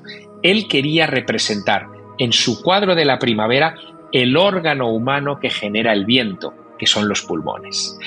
Bueno, eso está ahí, pero es que Miguel Ángel hizo lo mismo en la Capilla Sixtina, disfrazando un corte sagital del cerebro humano en la capa de Dios, en esa escena famosa de la creación de Adán, en la que Dios está alargando su dedo sobre el dedo de Adán justo en el corazón de la Capilla Sixtina. Eso es un cerebro humano, y se dio cuenta un neurocientífico llamado Frank Messberger en 1975 en una visita a Roma, a los museos vaticanos. El arte está lleno de eso, de información implícita que estaba prohibida en la época, pero que hay que saber ver, pues fíjate, con los ojos de los niños que me llevé a las cuevas rupestres, que antes hablábamos. Si tú tienes esa mirada desprejuiciada, abierta, eres capaz de ver estas cosas. En el fondo es esa mirada del hombre primitivo, recuperada en la época histórica y que te permite descubrir estos secretos del arte. Unos secretos que nos hablan de conocimientos que estaban vetados en el pasado.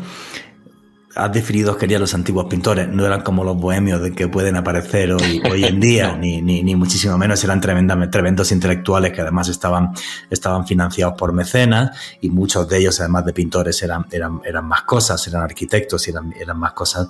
Y hay algo ahí que me intriga mucho, porque efectivamente muchos de ellos dejan conocimientos ocultos, pero hay algunos que son tremendamente rompedores y que se arriesgan como algo más. Y te voy a hablar de un cuadro que yo creo que es el cuadro que más tiempo he estado mirándolo, porque es que me hipnotiza cada vez que voy al Prado, que es El Jardín de las Delicias del Bosco. ¿Vale? El Bosco, que era un personaje holandés que hace un tríptico donde es una representación como del cielo, pero en un mundo donde lo que se dibujaba eran temas religiosos y realismo y tal, y paisaje, de repente tenemos un mundo mágico con unos detalles que yo no he visto una cosa igual en mi vida. ¿Cómo de repente este tipo de personaje llegó a hacer esto? Y sobre todo, ¿había una intención oculta detrás de un tríptico como este, como el Jardín de las Delicias?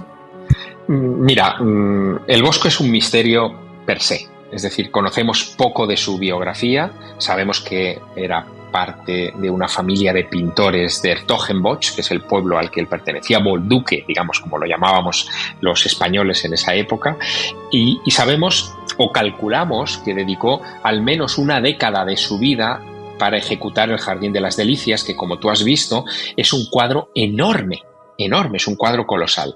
Bueno, yo escribí mucho sobre el Jardín de las Delicias en El Maestro del Prado, en aquella novela de 2013, hablando de la posible interpretación herética del Jardín de las Delicias. Nosotros el jardín lo interpretamos como un tríptico en el que la tabla de la izquierda es el paraíso, donde Adán y Eva están siendo creados por Dios.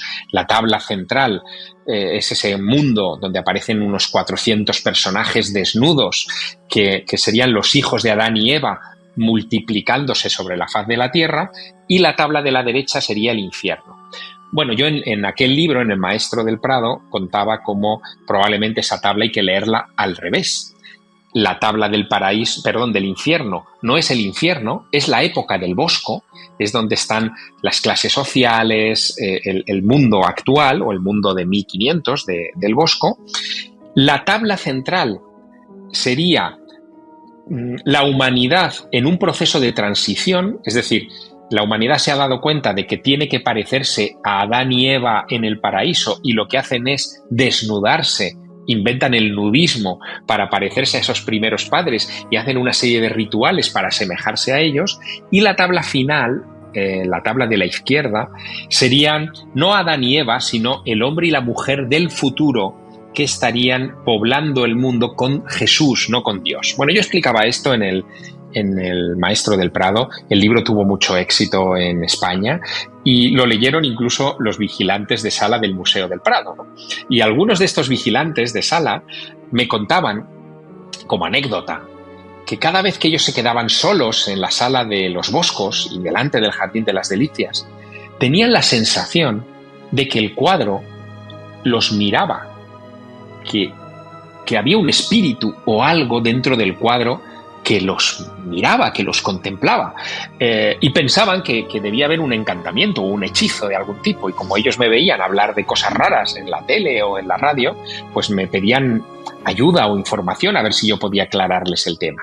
Bueno, me puse a estudiar el asunto y finalmente se lo aclaré, y el asunto es más interesante de lo que parece, porque efectivamente en 1500 el Bosco, en esa tabla central donde aparecen esos 400 seres humanos desnudos, pinta sobre todos ellos un lago azul oblongo muy alargado con una fuente de azul más oscuro, azul cobalto en el centro.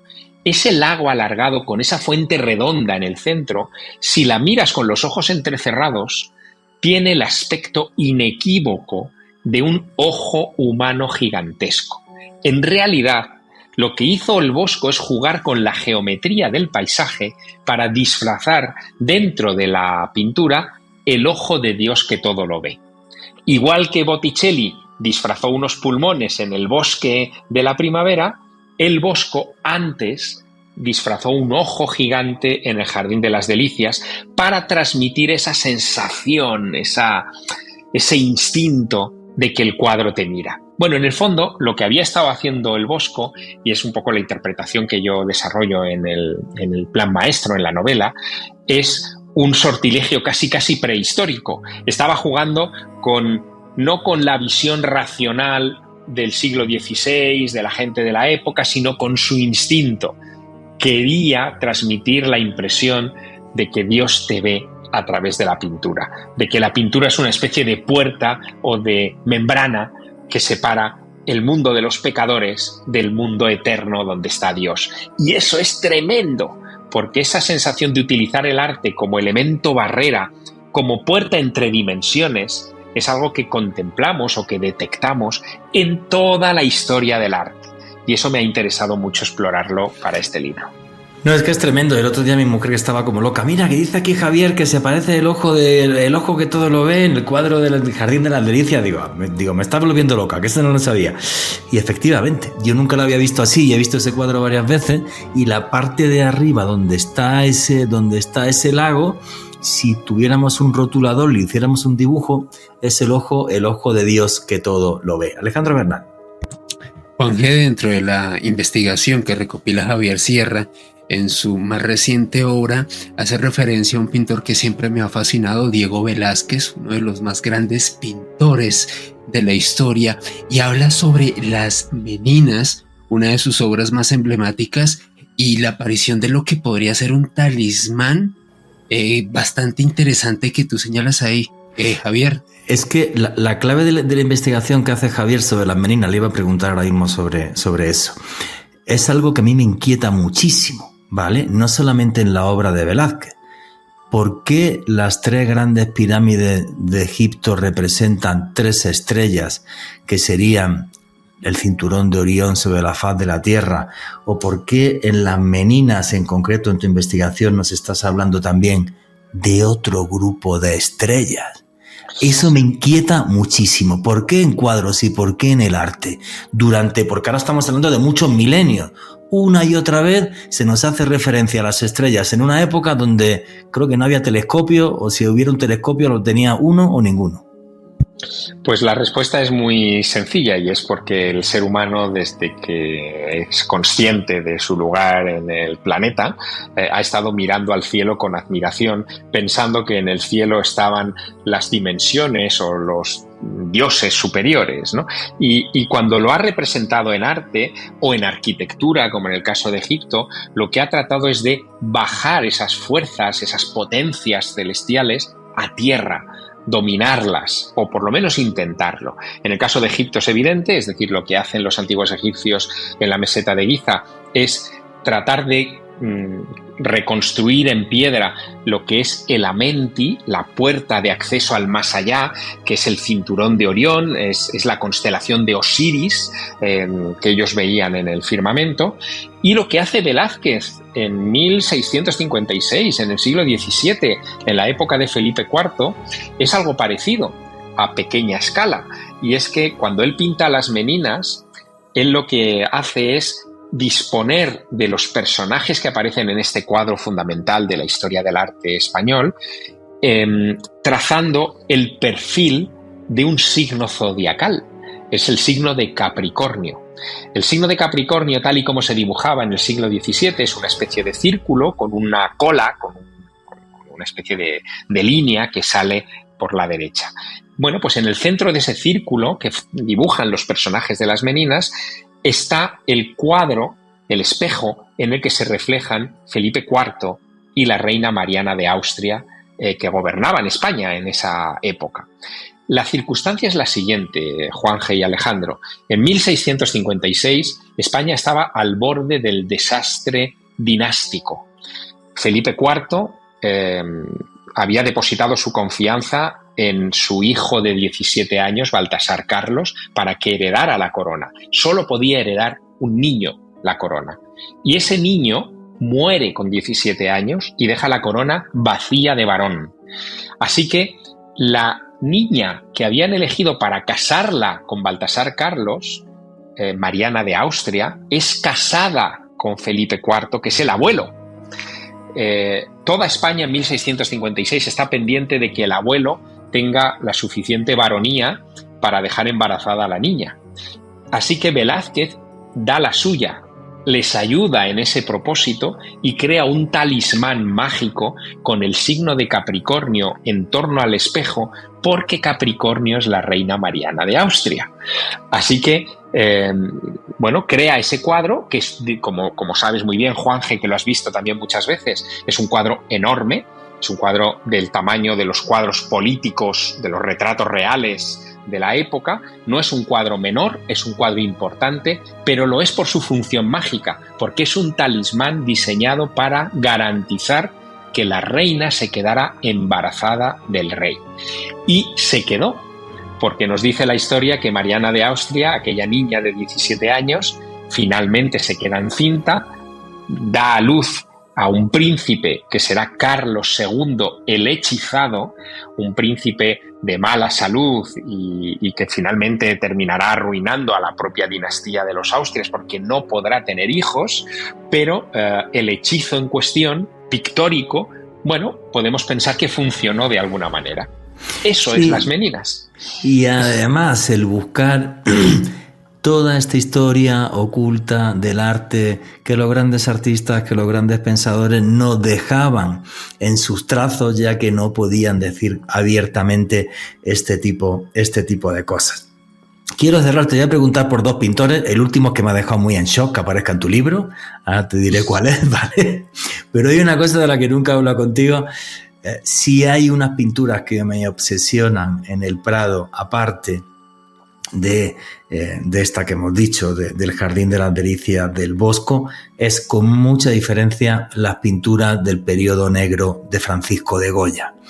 Porque yo estoy convencido de que Goya, en esas pinturas, Goya, que es también transgresor y rompedor en la historia y de repente dibuja un mundo fantástico, hay en concreto, por ejemplo, un cuadro que es el Aquelarre, que yo he podido estar delante del Aquelarre 1 hora, porque además viendo el Aquelarre, y yo que tuve una experiencia nefasta tomando ayahuasca en Iquitos en Perú, dije, yo estoy convencido de que para hacer este cuadro, además, Goya tomó estramonio o tomó algún tipo de sustancia y vio realmente el infierno, vio un mundo que no era este.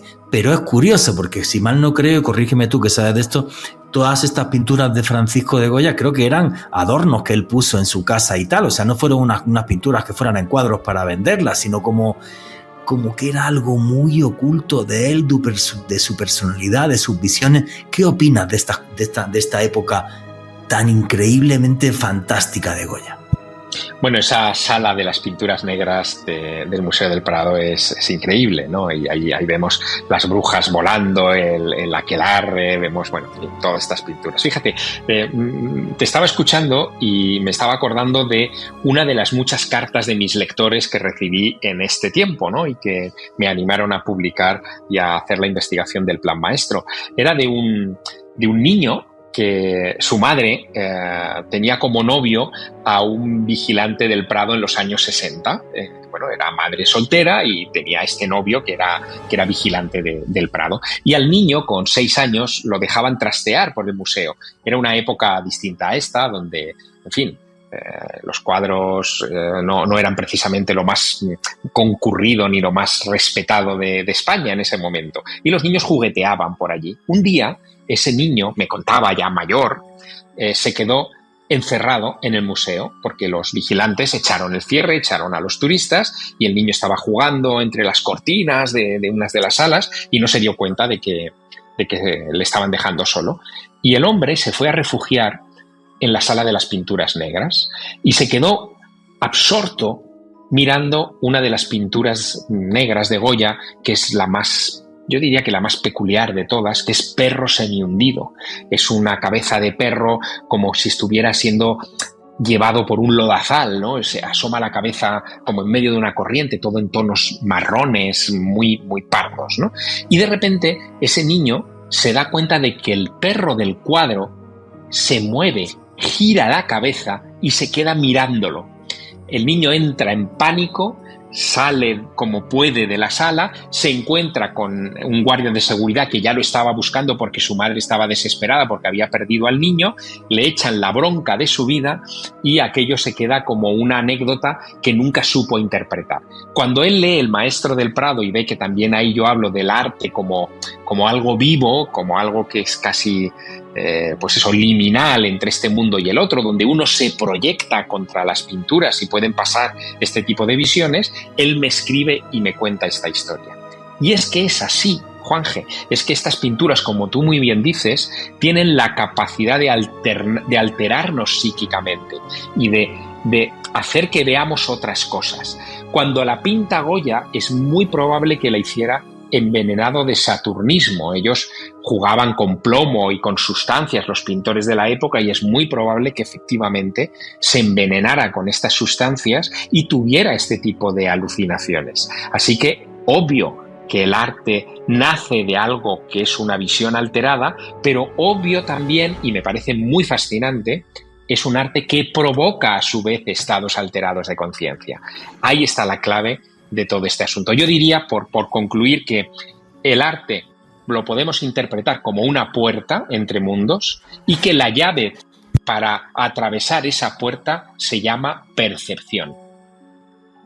En nuestro cerebro y en nuestra mente. Y ya la última pregunta, porque si no te la hago, reviento. Yo estaba hojeando el libro de Javier Sierra y sabía que podía haber cosas de Goya, del Bosco, dioses antiguos, de la antigua Sumeria, todo esto, pinturas del Tassili. Pero cuando vi la imagen de Frida Kahlo, casi me caigo para atrás. Eso no me lo esperaba, que en el libro de Javier Sierra aparezca la imagen de un cuadro que se llama Venado herido de Frida Kahlo. No pensaba, nunca imaginé que hubieras traído estos misterios del arte hasta tan el siglo XX con Frida Kahlo. ¿Por qué, Javier, metiste a Frida Kahlo en tu obra? Pues porque me di cuenta de que Frida, que estaba fuera de las corrientes pictóricas de su época, estaba rodeado de los grandes muralistas, de Diego Rivera y de los otros muralistas mexicanos, que eran los pintores de moda, ella pintaba desde el instinto. Y lo que pintó en El Venado herido es una imagen que podríamos encontrar en una cueva prehistórica, Juanje. Esa imagen de una criatura mitad humana, mitad animal, la encontramos, de hecho, en pinturas rupestres de toda la antigüedad en todo el planeta. ¿Cómo es que Frida, desconectada de estas cosas, ejecutó una imagen como esa? Bueno, pues ahí hay una clave que tiene que ver con algo que no atendemos habitualmente, y es con el hecho de que efectivamente existe un conocimiento invisible que se transmite probablemente de manera genética, de un modo que no hemos podido determinar científicamente, de cerebro en cerebro, de generación en generación, de milenio en milenio, y que en ocasiones emerge en la cabeza de los grandes creadores. Yo creo que Frida Kahlo pintó aquello tan rupestre, tan prehistórico, porque hay algo dentro de su cerebro que se despertó y que heredó de estos pintores de hace decenas de miles de años. Y es un cuadro espectacular, como dice Javier, es una imagen de ella misma, pero con cuerpo de venado y con un montón de flechas. Además, como fue una mujer que tuvo tantos problemas de salud y una vida tan compleja, también me recordó cuando vi ese cuadro. Tuve la suerte de estar el año pasado en su casa, allí en Coyoacán, en Ciudad de México. Javier Sierra, es un placer, un orgullo, un honor tenerte aquí. No sabes lo bien que me lo he pasado haciéndote esta entrevista. Súper recomendado el libro El Plan Maestro de Javier Sierra. Lo tenéis en toda América Latina, en librerías, y además también muy fácil que lo encontréis a través de Amazon. Javier, amigo, tu conclusión, tu cierre, tus redes sociales, ¿por qué le recomiendas a la gente este libro que es El Plan Maestro? Bueno, primero porque es una novela que es fácil de leer, que te permite adentrarte en todas estas cuestiones que hemos sobrevolado como investigadores, pero de un modo mucho más sencillo y que creo que puede llegar a todo el mundo. Y porque es un libro una novela que va a convertirte en cómplice de mi investigación. El lector no es pasivo, va a encontrar a lo largo de las páginas de la novela imágenes, cuadros, pistas gráficas que le van a llevar a emocionarse y a conectar por sí mismo muchas de estas cosas. Y le va a llevar a comprender que efectivamente hay un plan de los grandes maestros que hemos llamado de muchas maneras a lo largo de estos miles de años de historia humana y que, yo creo que sigue operativo. Así que ojalá les sirva, en fin, como elemento de reflexión a quienes se acerquen a esta obra. Perfecto, Javier. Oye, para que la gente te localice en Instagram, por ejemplo, simplemente con que pongas Javier Sierra y ya, ¿verdad? Sí, javiersierra.com es mi nombre en Instagram, en Twitter también estoy como Javier_Sierra, en Facebook es fácil de encontrarme, en fin, que me encontrará en cualquier red social, y en mi web javiersierra.com. Donde ahí tenéis información de todo este movimiento que os dije, que es Ocultura. Amigo, muchísimas gracias y feliz noche por allí, por España. Ha sido un verdadero placer compartir esta noche contigo, Juanje, y contigo, Alejandro, y espero que esto se repita. Pues qué placer es entrevistar siempre a Javier Sierra, Premio Planeta, uno de los autores que más vende literatura a nivel mundial escrita en lengua castellana, aunque está traducido a infinidad de idiomas, y súper recomendable este libro, El Plan Maestro de Javier Sierra, que lo tenéis en todas las librerías aquí en América Latina y muy fácil de conseguir también a través de Amazon. Qué bueno es entrevistar a gente que nos demuestra que el misterio es cultura. Alejandro Bernal, tu conclusión y tu cierre, amigo. Juanje, qué privilegio haber estado con Javier Sierra, no solamente demostrando que es uno de los mayores divulgadores de misterio en nuestra lengua a nivel mundial, sino dándonos una auténtica clase de arte de misterio, dos de las disciplinas que más me fascinan, que más me apasionan, que me hicieron vincularme con este tipo de periodismo, y realmente es excepcional escuchar de viva voz su trabajo, sus investigaciones, la claridad en lo que lo expresa, y sobre todo, Juanje, que programas como el de hoy demuestran que el misterio es cultura, el movimiento que ha abanderado ya Javier Sierra desde hace unos años. Y a mí me pueden seguir en redes sociales a través de Instagram y TikTok en @alebernalpress con $S. La historia detrás de la historia. Desde esos antiguos dioses que llegaron hasta la tierra y le dieron a los seres humanos conocimiento y cultura, hasta los grandes maestros del arte que entre pinceladas nos quisieron contar mensajes que a día de hoy hacen que veamos el pasado de una forma distinta, mirando hacia el futuro con optimismo, pero siempre envuelto en misterio, porque eso es lo que nos hace humanos. Y nunca olviden que vivimos en un mundo mágico porque está repleto de misterio.